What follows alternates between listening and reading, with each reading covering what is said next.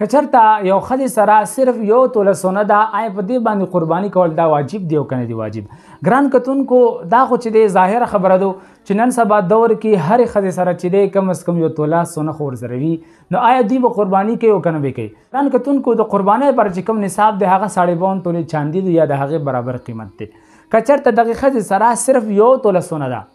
او اوس صرف خالص سونه ده، ورسره نه ورسره چاندي شته، یعنې چاندي ورسره یو ګوتمه هم نشته، نه ورسره چې دی نغد یو زر 2-3 زره 4 زره روپۍ هغه ورسره نشته، صرف خالص سونه ده ورسره. نو په دغه صورت کې چې صرف خالص سونه وي ورسره، نه ورسره روپۍ وي نه ورسره چاندي وي، نو شریعت ذکر کړي چې دغه ښځې سره چې کله 7.5 تولې سونه شي نو په دغه صورت کې به دغه ښځه باندې قرباني کول دا واجب شي. خو که چېرته یو ښځه ده او هغې سره صرف یو توله سونه ده او دغه سونې سره چې دی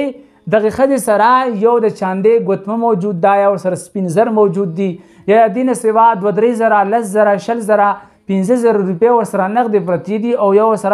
یو توله ورسره سره زر دي، نو اوس به دغه یو توله سره زر قیمت ته راواړولی شي او دغه 10 زره روپۍ چې کومې ورسره پرتې یا دغه چاندي چې کوم ورسره پرته و دا به ورسره حساب کړی شي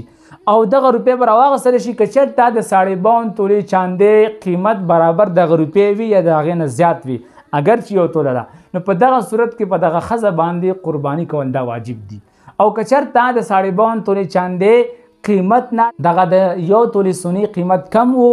او ورسره چې کومې 10 زره روپۍ دي یا یو ګوتمه ده دا چې راجمع شي نو د 52 تولې چاندې د قیمت نه دی قیمت کم و، نو په دغه صورت کې بیا په دغه ښځه باندې قرباني کول نشته دی. یعنې مسله داسې شوله که چېرته یو توله ورسره